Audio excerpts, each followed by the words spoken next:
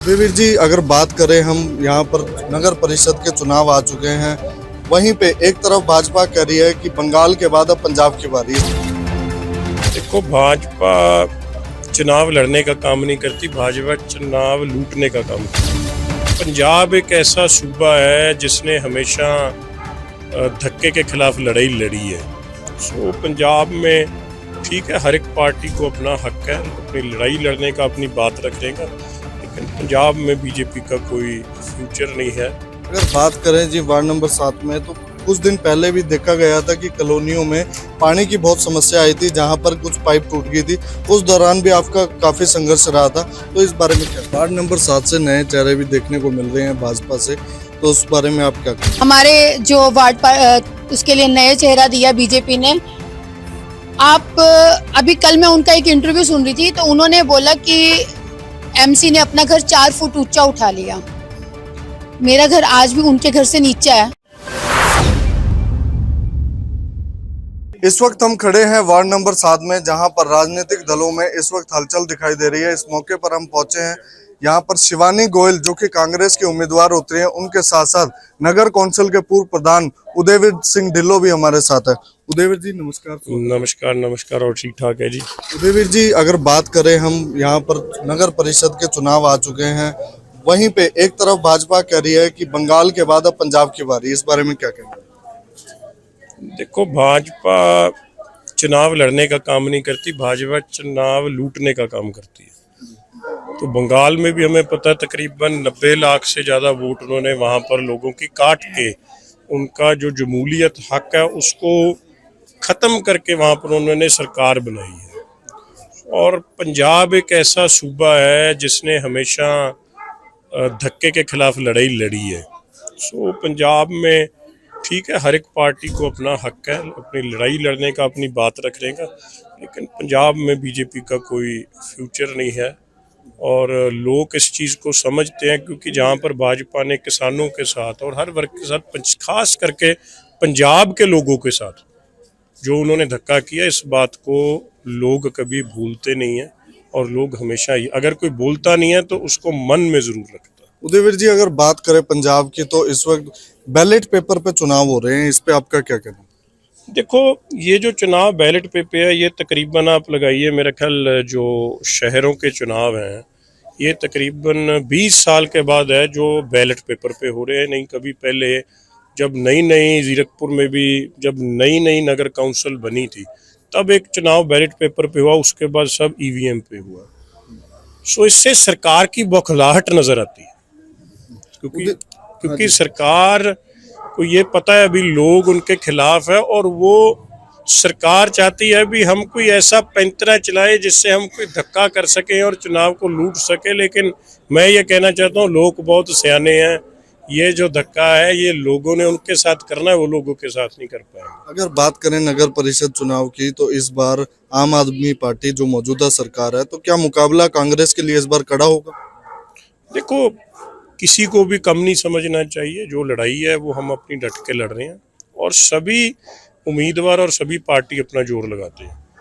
सो कांग्रेस और हमारी जितनी टीम है, हमारे जितने पार्षद हैं जो लड़ रहे हैं, और हमारे जितने उम्मीदवार हैं, कई हमारे उम्मीदवार जो पहले पार्षद थे वो हैं, और कई हमारे नए उम्मीदवार हैं। सो और कई हमारे यूथ में भी हैं। सो लोगों का उनमें भरोसा है, क्योंकि हम लोगों पर किसी को थोपते नहीं है। हमने जो उम्मीदवार खड़े किए वो वहाँ की लोगों के राय के से और उनकी सहमति से खड़े किए। जी धन्यवाद। अगर शिवानी जी बात करें वार्ड नंबर 7 की, तो अगर जनता आपको वार्ड पार्षद के तौर पर चुनती है, तो आपकी तरफ से क्या विकास कार्य किए जाए? नमस्कार जी, मैं शिवानी गोयल पहले भी यहाँ से वार्ड पार्षद रह चुकी हूँ, और मैं लोगों से, अगर लोग दोबारा मुझे चुनते हैं तो मैं इनके काम अधूरे रह गए जो हम 4.5 साल में नहीं कर सके, मैं पहले तो वो सारे काम पूरे करूंगी। क्योंकि जिसमें मेन मुद्दा जो है हमारा बरसाती पानी वाला, वो मेरा काम डाला हुआ था टेंडर, लेकिन आम आदमी पार्टी वालों ने जो है अपने हिसाब से उसको तोड़ मोड़ के, जहां हमें नहीं जरूरत थी वहां वो पाइपें डाल दी, सड़कें खोद के घेर दी। वो इन्होंने जो सारा पैसा था कमेटी का, वो सारा पैसा खराब किया सिर्फ अपने निजी फायदों के लिए। तो मेरा ऐसा कोई निजी अपना फायदा नहीं है, मैं लोगों के साथ खड़ी हूँ। और आज जो मेरा मुद्दा है यही है कि मैं लोगों को कहती हूँ, ना रिश्वत ना बेईमानी, सच्ची नेता की यही पहचानी, ये मेरा एक लोगो है।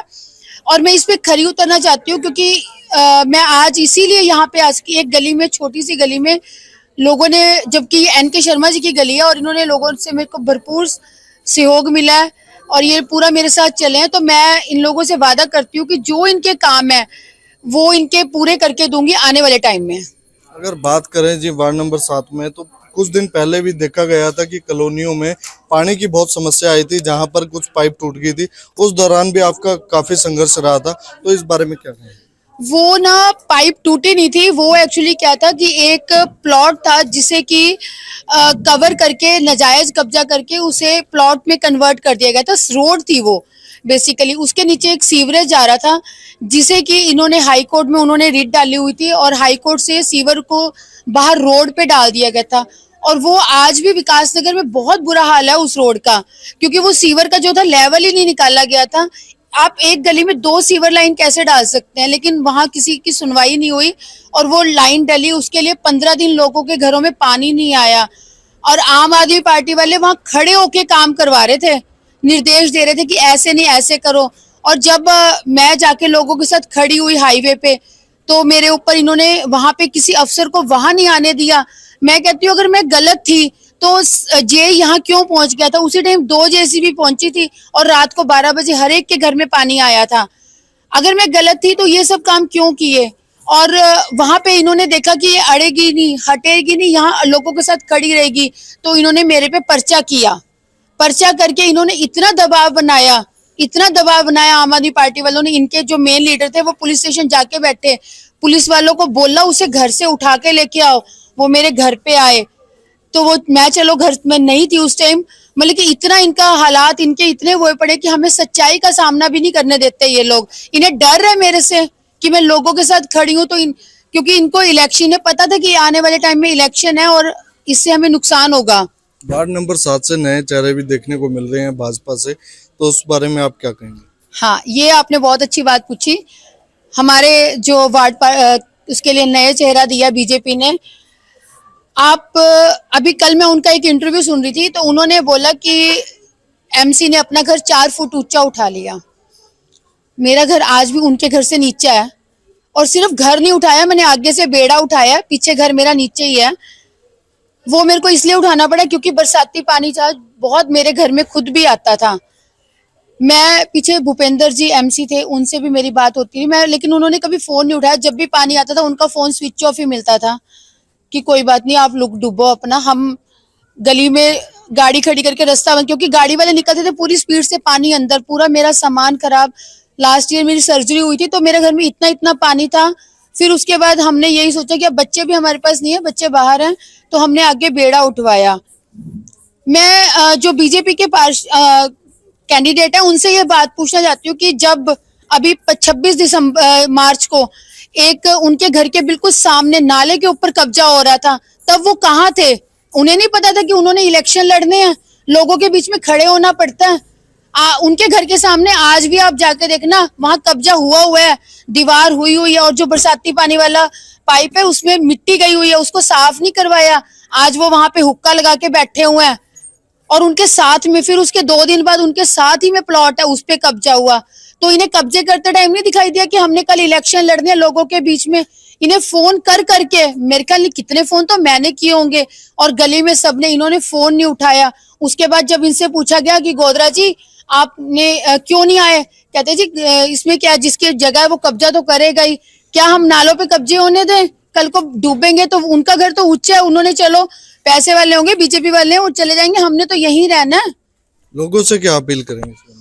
लोगों से मैं आप लोगों के माध्यम से यही अपील करूंगी कि आप अपना कैंडिडेट, जिसको आप एमसी चाहते हो, ऐसा चुनो जो आप लोगों के बीच में रहे, हर टाइम हर समय। आप लोग एक आवाज लगाओ, एमसी ना होके वो आप लोगों के बीच में, आप लोगों की बहन, आप लोगों की बेटी बन के रहे। अब आप ये देखोगे कि एक जर्नल वार्ड है, अब की बार, पिछली बार लेडीज वार्ड था तो मैं लेडीज की उसमें खड़ी थी, आज जनरल वार्ड है तब भी मैं ही खड़ी हूँ, बाकी सारे जेंट्स खड़े हैं।